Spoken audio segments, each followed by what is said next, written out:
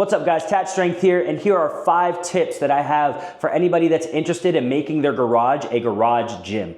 With the garage gym space that I have, we got it right before Atlas was born. I started putting things together. It started off as what was supposed to be really minimal equipment, and it turned into something that I love, and honestly, I have very little desire to go back to a mainstream gym, and that's just how I feel at the very moment. There are some times where I look at some of the gyms that are private here in Vegas, and I see some of the equipment that they have, and I know that I probably can't bring that stuff here, and I'd love to still go back, you know, maybe once or twice a month to use that type of stuff, but honestly, everything that I have is here in my space and I love it. Mind you, this is a 1-car garage, so Sammy still has to come in, park her car in here. She still has to come in, take Atlas out of the car when she's in the garage. So lots of different things can be done within this space while still being a usable gym. So here are 5 tips to make that happen. Invest in hooks, invest in shelves, invest in stuff that can hang up items. And the reason why is because within a 1-car garage, if I had all of my equipment out on the floor, it would look bad. It would be to where it wasn't functional. It'd be to where Sammy couldn't even park her car in here and nobody could really do anything. Now, if you have a 1-car garage or even a 2-car garage and you want to maximize it, get stuff and hang up your equipment. Put stuff on hooks, put stuff on command hooks. Oh my goodness, command hooks. You can use multiple command hooks for one thing, and honestly, you could put multiple things on those command hooks. So for instance, I got a whiteboard hanging up and I got 2 command hooks underneath it, and then I also have my bands hanging on carabiners on those command hooks as well.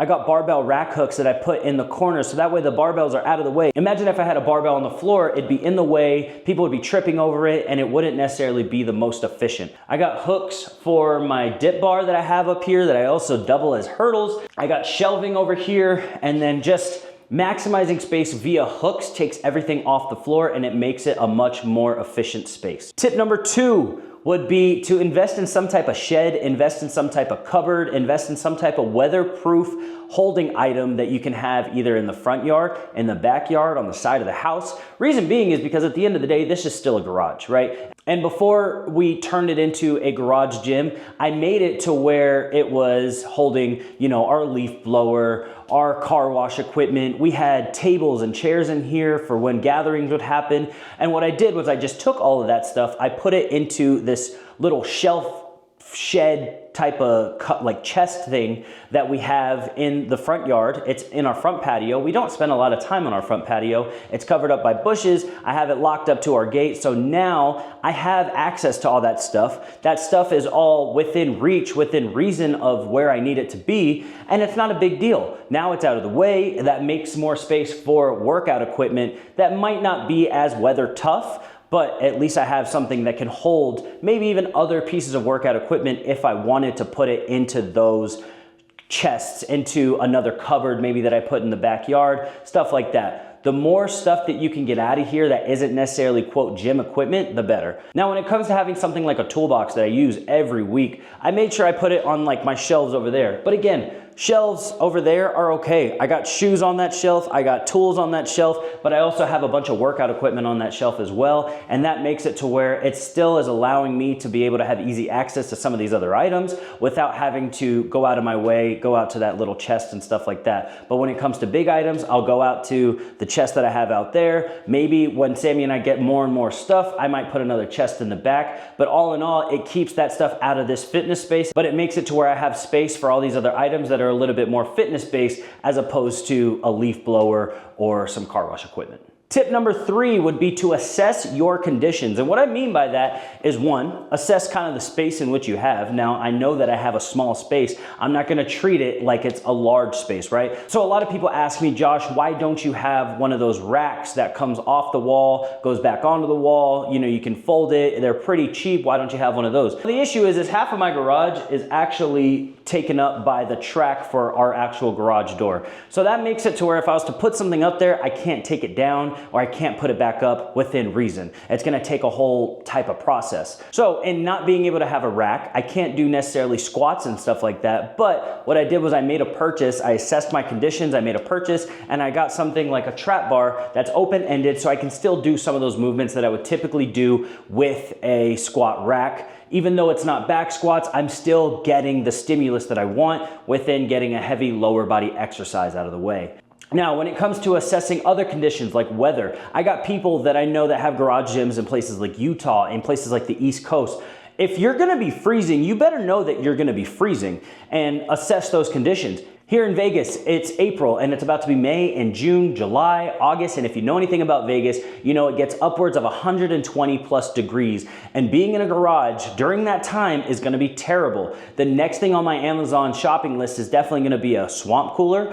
I have a hose right outside the wall here. It'll be able to loop in, I'll be able to put the ice inside the swamp cooler, and I'll be able to blow cold air into here. It's not gonna be perfect. At the end of the day, it's still a garage gym, but for the sake of maximizing my space, for the sake of maximizing what I have, that's what I want to do to make sure that I can assess those conditions and make sure I still get use out of my gym. A big issue that I see a lot of people go through is they set up a garage gym. They put in all this time, they put in all this energy, they put in all this money to having a garage gym, but because it doesn't fit their circumstances, they don't use it as much as they should, which ends up being a huge waste at the end of the day. If I get something like a swamp cooler that's gonna make it to where during the summer, sure it's gonna be hot in here, sure it's gonna be ugly in here, but at least I have a swamp cooler to help cool the area down and let me get through my workout. If you're gonna be working out somewhere where it's cold and it's frigid and your garage is gonna be freezing, get something like a space heater. Get something, and if you know that it's gonna be extremely cold, get something like a little bit more of an expensive space heater.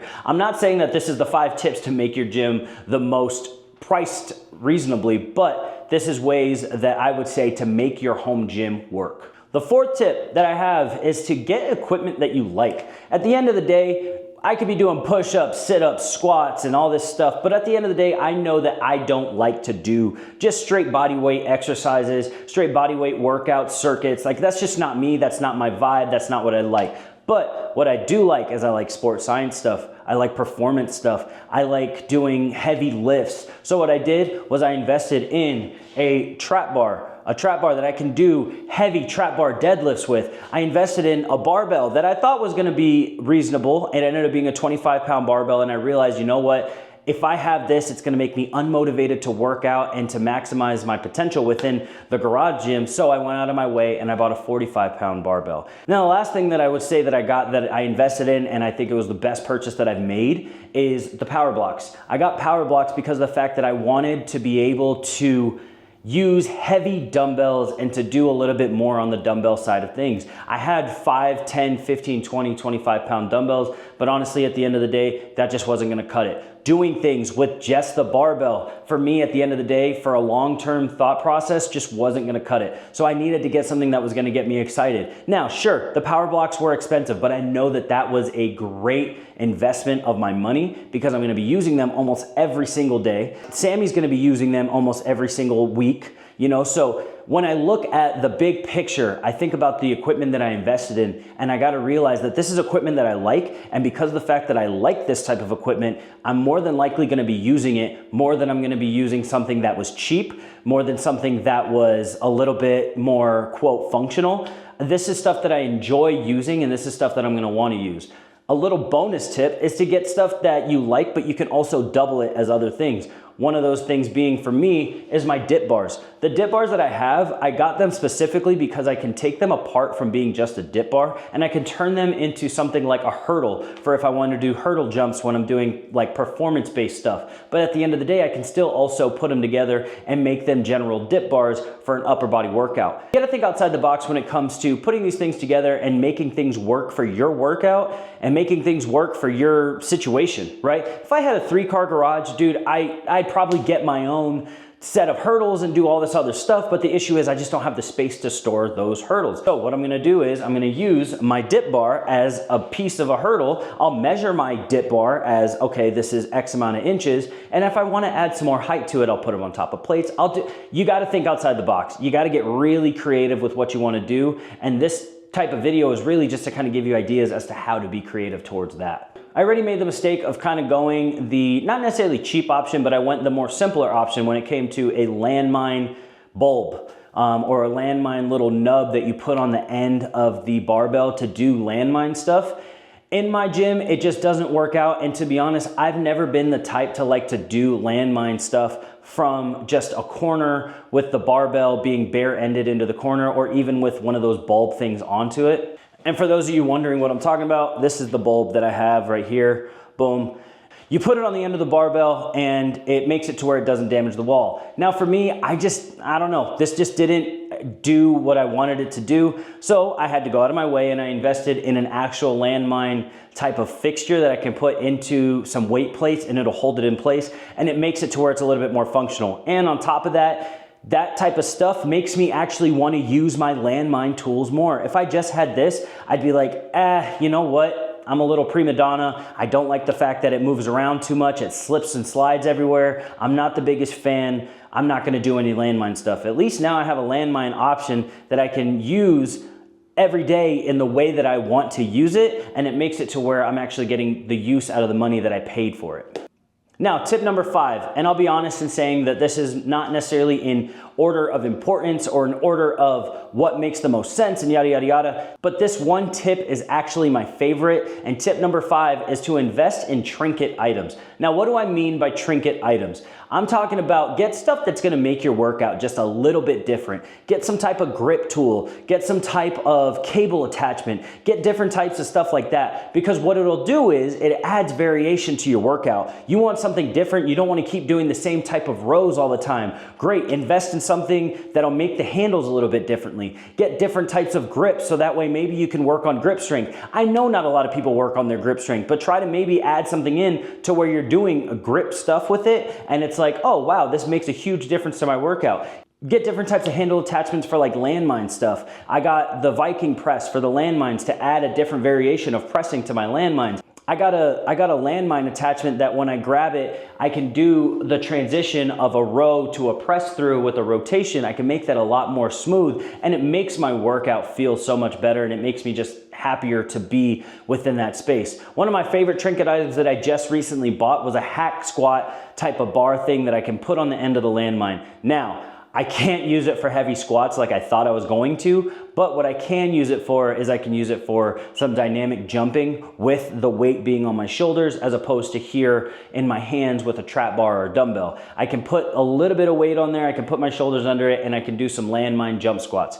When it comes time to get that piece, I'm gonna get a piece that'll actually allow it to be higher so that way I can maybe do some heavier stuff with it. But it's all about getting trinket items that you think will spice up your workouts at the end of the day, right? When it comes down to being on the performance side of things, think of stuff that's gonna add to your performance. One of the other trinket items that I got, this was actually a long time ago, but it's still something that I use almost all the time, was my flex unit. It's my velocity tracker. What that does is it gives me a number to strive for. It gives me a number to beat. It gives me kind of like a game and a competition when I'm doing power workouts. And that's honestly me having fun with 225 on a trap bar. So it's like stuff like that will make things a little bit more spiced up in your workout, and it makes it to where it's not as mundane, and it also encourages you to use this garage space as best as you possibly can, get the most out of it for your money, and make it to where it's something that you're not just gonna let sit and rot and be like, oh yeah, I got a garage gym, but I haven't used it in X amount of years,